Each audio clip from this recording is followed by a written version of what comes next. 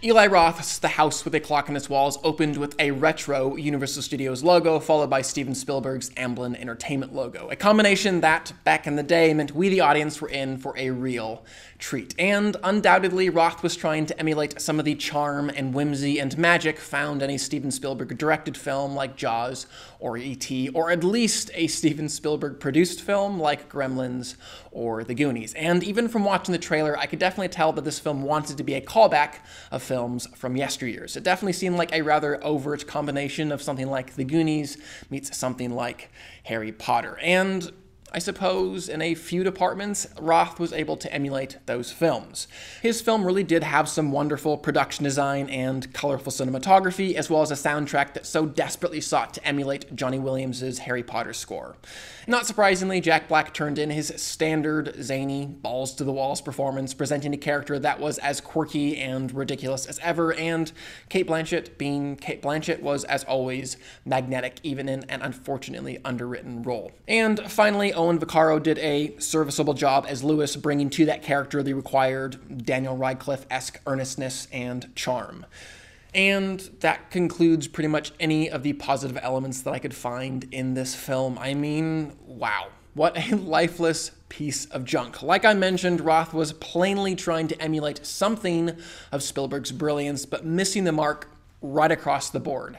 This film possessed no real whimsy to speak of. In fact, by the time it finally reached its climax, I found it disturbingly dark and rather uncomfortable, especially considering that this film was rated PG and very much intended to be viewed by a younger audience.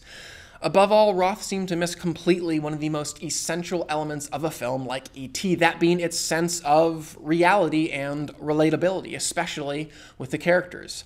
Yes, both in films like E.T. and The House with a Clock in Its Walls, which really should not be mentioned in the same sentence, but even so, even while both films did place their characters in heightened situations, one involving aliens and one involving magic, only one of them had its characters respond in a way that was anything close to grounded or identifiable and actually drew me in as a viewer.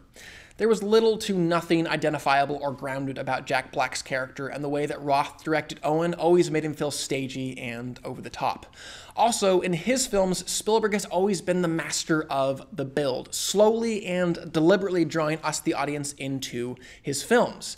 In The House with a Clock on Its Walls, however, good gracious, that title is way too long, the magical element was almost immediately revealed with no build, no intention, no whimsy, no anything. It just happened. And then after that, I was always confused about that magic. I really didn't understand what Jack Black knew as a warlock, where his power came from, how much of it he had, when he was able to use it, and why. It was just completely confusing. To make matters worse, this film was so convoluted and uneven, constantly needing to exposit uninteresting backstories and motivations. And I could go on, but to be honest, I really just don't want to. This film doesn't deserve some long-winded review. Again, there was elements in this film that I really appreciated, but overall it was really kind of lost with some really horrible screenwriting and horrible directing. And for all these reasons, I will give the film a 1.5 out of 5. I would still love to know what you guys thought of the film though, so definitely comment below and let me know. And finally, please do subscribe. I'm going to continue to review films and television on this channel, and I would love for you to stay up to date on all of those things. But for now, I'm Chris Hartwell. This is The Heartbeat. Thank you for joining me.